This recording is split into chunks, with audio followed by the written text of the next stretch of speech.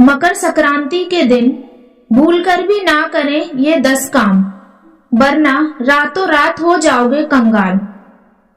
वैसे तो पूरे साल में 12 बार संक्रांति होती है। दरअसल सूर्य का एक राशि से दूसरी राशि में जाना संक्रांति कहलाता है, लेकिन इन 12 संक्रांतियों में से सबसे महत्वपूर्ण होती है मकर संक्रांति, जिसे पूरे देश में अलग अलग नामों से मनाया जाता है। इस बार ये पर्व 15 जनवरी को मनाया जाएगा। मकर संक्रांति में सूर्य उत्तरायण होता है और ऐसे में इस समय किए गए दान और पूजा पाठ का विशेष महत्व होता है, क्योंकि इनका फल कई गुना बढ़ जाता है।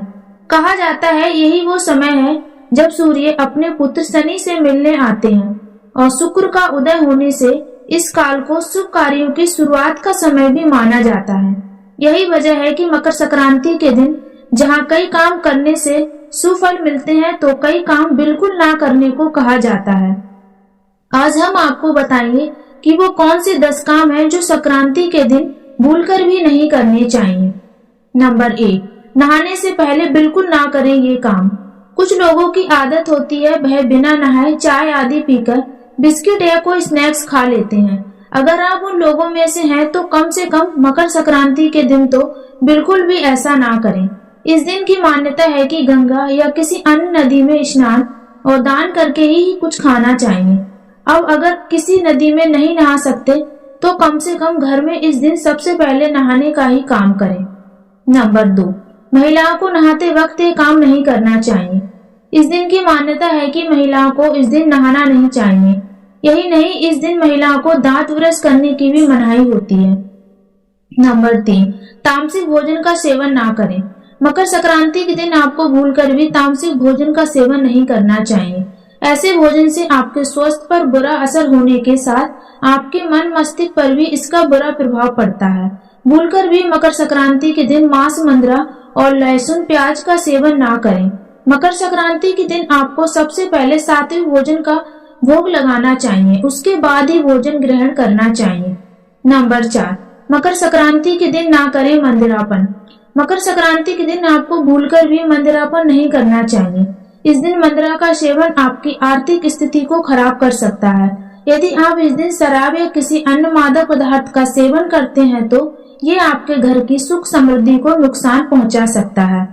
नंबर 5, किसी को ना लौटाएं खाली हाथ। मकर संक्रांति के दिन कभी भी किसी भिखारी, साधु या बुजुर्ग या किसी अन्य याचक को घर से खाली हाथ ना जाने दें। आपसे जो कुछ हो सके उसके अनुसार ही उसे देकर विदा करें, क्योंकि इस दिन दान का बहुत महत्व होता है। दान में तिल का कोई भी सामान हो तो भी अच्छा होगा। नंबर 6, बाड़ी पर रखें संयम। मकर संक्रांति के दिन भूलकर भी गुस्सा नहीं करना चाहिए। इस दिन अपनी बाड़ी पर संयम रखना चाहिए और दूसरों से मधुर बोली बोलनी चाहिए। वैसे तो ये आपके हर दिन की प्रैक्टिस होनी चाहिए कि आपकी बातों से किसी को ठेस ना पहुंचे, लेकिन मकर संक्रांति के दिन इसका खास ख्याल रखना चाहिए।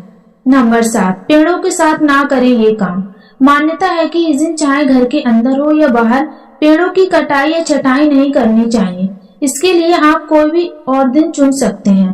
नंबर 8, शाम को ना करें ये काम। अगर आप सूर्य देव की कृपा पाना चाहते हैं तो शाम के समय यानी सूरज ढलने के बाद इस दिन भोजन ना करें। नंबर 9, गाय भैंस ना धुएं। अगर आप गाय भैंस पालते हैं तो इस दिन हो सके तो गाय भैंस ना धुएं। नंबर 10, ना काटे फसल। मकर संक्रांति को प्रकृति से जुड़ा त्योहार माना जाता है। ऐसे में इस दिन अगर फसल काटने की योजना हो तो उसे टाल दें। मकर संक्रांति के दिन क्या करें?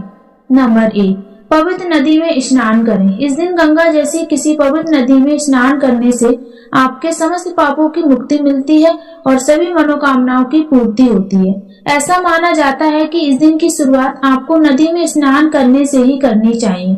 अगर आप नदी में स्नान करने बाहर नहीं जा पा रहे हैं तो आप नहाने के पानी में गंगा जल की कुछ बूंदें डालकर स्नान कर सकते हैं। नंबर 2, खिचड़ी का करें दान। मकर संक्रांति के दिन मुख्य रूप से दाल और चावल से बनी खिचड़ी का दान करना शुभ होता है। इस दिन आप यदि खिचड़ी बनाकर गरीबों को दान करेंगे और इसका सेवन करेंगे तो आपके जीवन के लिए फलदायी होगा। इस दिन खिचड़ी खाना बहुत शुभ माना जाता है। खिचड़ी के दान के साथ गरीबों को सामर्थ्य अनुसार धन का दान भी करें। यदि आप अनाज का दान कर रहे हैं तो इस दिन मुख्य रूप से काले तिल का भी दान करें।